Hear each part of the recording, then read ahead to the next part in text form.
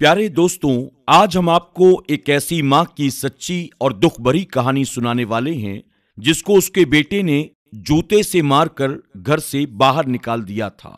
उसके बाद उस लड़के का क्या हाल हुआ, आगे आपको बताएंगे। दोस्तों, आज की इस वीडियो को आप लाइक करें या ना करें आपकी मर्जी, लेकिन आपसे इतनी दरख्वास्त जरूर करेंगे कि इस वीडियो को आखिर तक आप देखें और अपने दोस्त अहबाब के साथ भी शेयर करें। तो आइए शुरू करते हैं। एक औरत जिसका नाम जुबैदा था। जुबैदा के शौहर का बहुत पहले ही इंतकाल हो चुका था, इसीलिए वो अपने बेटे नासिर के साथ रहा करती थी।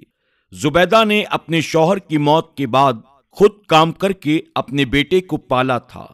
जुबैदा ने अपने बेटे नासिर को सरकारी स्कूल से 8वीं तक पढ़ाया था। नासिर को क्योंकि पढ़ाई में कोई दिलचस्पी नहीं थी, इसलिए वो बड़ी मुश्किल से 8वीं भी पास हुआ था।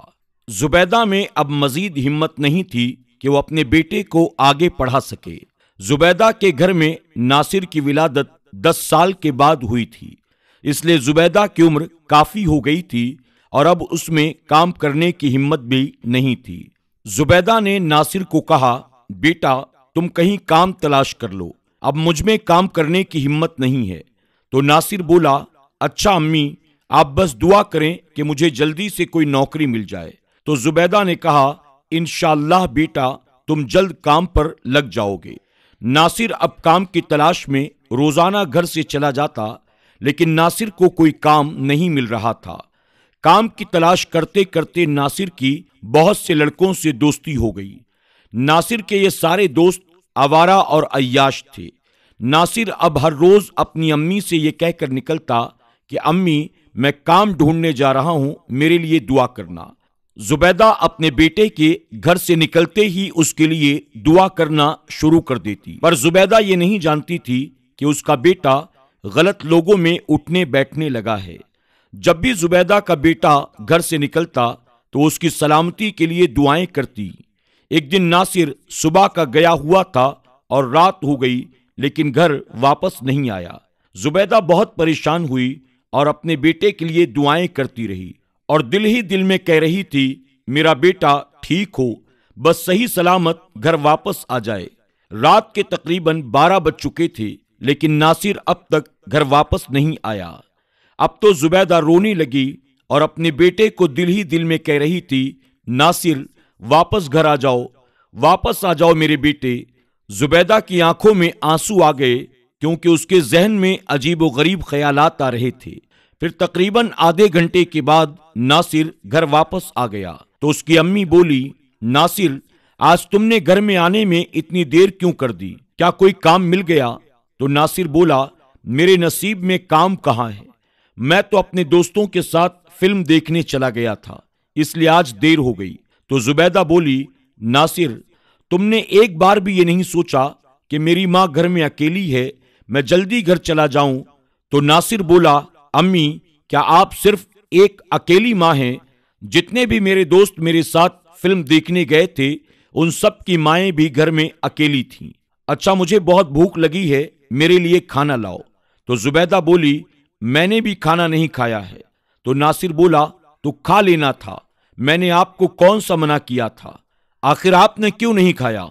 ये सुनकर जुबैदा बोली, नासिर आज तुम कैसी बातें कर रहे हो, वैसे भी आज तक मैंने क्या तुम्हारे बगैर कभी खाना खाया है, तो भला आज कैसे खा लेती?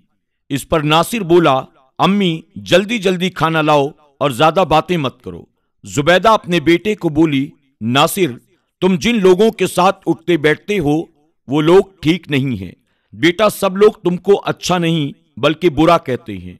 अब तो सब लोग कहने लगे हैं, वो देखो नासिर बदमाश की मां जा रही है। बेटा तेरा बाप एक शरीफ इंसान था, फिर तू क्यों ऐसा निकला है?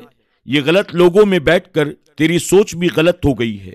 तो नासिर बोला, अम्मी खाना देना है तो दो, अपना लेक्चर झाड़ना बंद करो वरना, और गुस्से में मां को बड़बड़ाने लगा।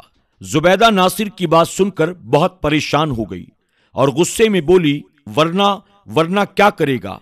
जा आज मैं तुझे खाना नहीं दूंगी। जब सारी रात भूखा रहेगा तो तेरी अक्ल ठिकाने आ जाएगी कि मां के साथ बदतमीजी नहीं करना चाहिए। तुझे तो अपनी मां से बात करने की भी तमीज नहीं है। एक मां से बात कैसे करते हैं। नासिर को अपनी अम्मी की बातें सुनकर गुस्सा आ रहा था और गुस्से से उसका चेहरा लाल हो गया। उस नाफरमान ने अपने पांव का एक जूता उतारा और अपनी अम्मी को मारने लगा और मारते मारते अपनी अम्मी को घर के दरवाजे से बाहर गली में ले गया। इतने में नासिर ने एक जूता अपनी अम्मी के मुंह पर भी दे मारा। मुंह पर जूता लगते ही जुबैदा के दिल से एक आह निकली और वो दिल ही दिल में अपने रब को कह बैठी, ऐ अल्लाह, मेरे बेटे को ऐसा सबक सिखा, ऐसी सजा दे कि ये सारी जिंदगी रोता रहे। फिर नासिर घर के अंदर चला आया और अंदर से जाकर दरवाजा बंद करके सो गया और जुबैदा ऐसे ही गलियों में भटकती रही।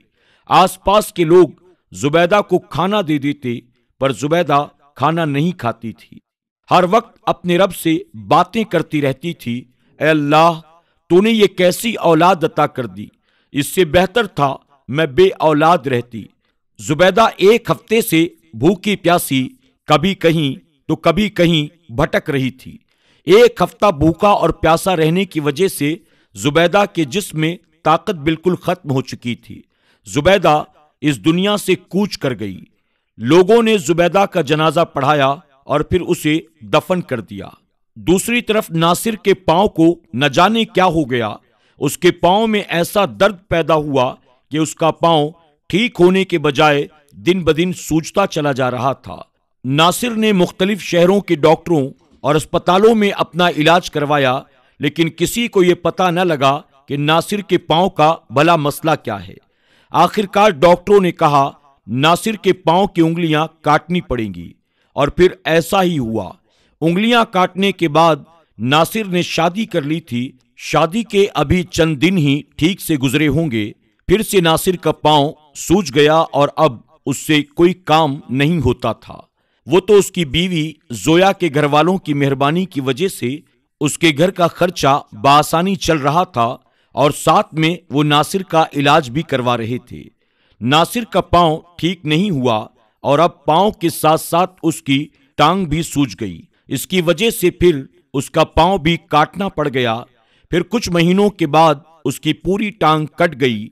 नासिर की बीवी जोया, जो कि नासिर से काफी उम्मीदें लगाए बैठी थी, उसने जब ये देखा कि शादी के बाद नासिर सिर्फ बीमार ही रहने लगा है और शादी को 5 साल हो गए, मेरे घरवाले ही इसका सारा खर्चा उठा रहे हैं, तो जोया ने सोचा, जब इन 5 सालों में ये मुझे खुश न रख सका तो आने वाले वक्त में ये क्या खाक खुश रखेगा। उसने फिर नासिर से तलाक ले ली और नासिर को छोड़कर चली गई। पहले तो नासिर को जोया के घरवालों का सहारा था, लेकिन अब उसके पास कुछ भी नहीं था। गली के एक कोने में बैठकर भीख मांगने लगा और अब वो अपना इलाज भी नहीं करवा सकता था, क्योंकि भीख से मांगे हुए पैसों से सिर्फ वो अपना पेट भरता था। अब उसकी दूसरी टांग और पांव भी सूज गया, जैसे पहले वाली टांग और पांव सूजा था। पहले तो वो एक टांग के सहारे चल लेता था, लेकिन अब तो वो चल भी नहीं सकता था। फिर आहिस्ता आहिस्ता वो सड़क पर जहां भीख मांगता था वहां पर लेटकर भीख मांगने लगा था। न जाने नासिर को कौन सी बीमारी लग गई थी जिसने उसके सारे जिस्म पर हमला कर दिया था। एक दिन एक बुजुर्ग आदमी नासिर के पास से गुजरा। उस बुजुर्ग को सब लोग सूफी साहब कहते थे। नासिर उस बुजुर्ग से कहने लगा, सूफी साहब, मैं अपनी गलतियों की सजा भुगत रहा हूं, मेरे लिए दुआ करना, अल्लाह मुझे माफ कर दे। फिर नासिर ने सूफी साहब को अपनी सारी कहानी सुनाई तो उस बुजुर्ग सूफी साहब ने कहा, तुमने अपनी मां के साथ जो सलूक किया था, ये तुम उसी की सजा भुगत रहे हो। नासिर बोला, जी सूफी साहब, अल्लाह ने मुझे मेरी तमाम गलतियों की सजा दुनिया में ऐसी दी है तो आखिरत में मेरी सजा कैसी होगी। शायद नासिर का आखिरी वक्त आ गया था। फिर नासिर 5 दिन के बाद इस दुनिया से रुखसत हो गया था। नासिर की हालत ऐसी हो गई थी कि उससे लोगों को बदबू आती थी, इसलिए जो लोग उसे भीख देते वो भी दूर ही से पैसे फेंक कर चले जाते थे। और जब नासिर की लाश को लोगों ने देखा तो किसी ने भी नासिर का जनाजा ना पढ़ाया था, ना ही उसे दफनाया गया था, बस कौवे और चीलों ही ने उसका गोश्त खाया था। दोस्तों, ये थी नासिर की जिंदगी, जिसने खुद की मां को जूते से मारकर अपने लिए दोज़ख खरीद ली थी। नासिर को अल्लाह ताला ने उसके गुनाहों की ऐसी सजा दी कि लोग उसे देखकर नसीहत हासिल करते थे। इसलिए मां की कभी भी नाफरमानी नहीं करनी चाहिए, क्योंकि अगर मां के दिल से बद्दुआ निकल जाए तो दुनिया ही में जिंदगी जहन्नम बन जाती है। मां की दुआ अर्श को हिला देती है और बच्चों की जिंदगी संवार देती है। इसलिए हमेशा अपने वालिदैन की खिदमत करके, उनकी फरमाबरदारी और इताअत करके हम सबको चाहिए कि उनसे दुआएं लेते रहें और अपने माँ बाप के दिल को दुखाकर, उन्हें तंग करके, उन्हें रुलाकर अपनी आखिरत को तबाह बर्बाद न करें। अल्लाह हम सबको अपना हिफ्ज़ व अमान अता करे। दोस्तों, उम्मीद करते हैं कि आज की इस वीडियो से आपने जरूर कोई ना कोई सबक हासिल किया होगा। कमेंट बॉक्स में जाकर जरूर कमेंट करें और इस कहानी को अपने दोस्त अहबाब के साथ भी ज्यादा से ज्यादा शेयर करें, ताकि वो सब भी अपने वालिदैन का एहतराम करने वाले बन जाएं। अल्लाह सबको अपना हिफ्ज़ व अमान अता करे। इंशाअल्लाह जिंदगी रही तो एक नई वीडियो के साथ बहुत जल्द फिर आपकी खिदमत में हाजिर होंगे। अल्लाह हाफिज।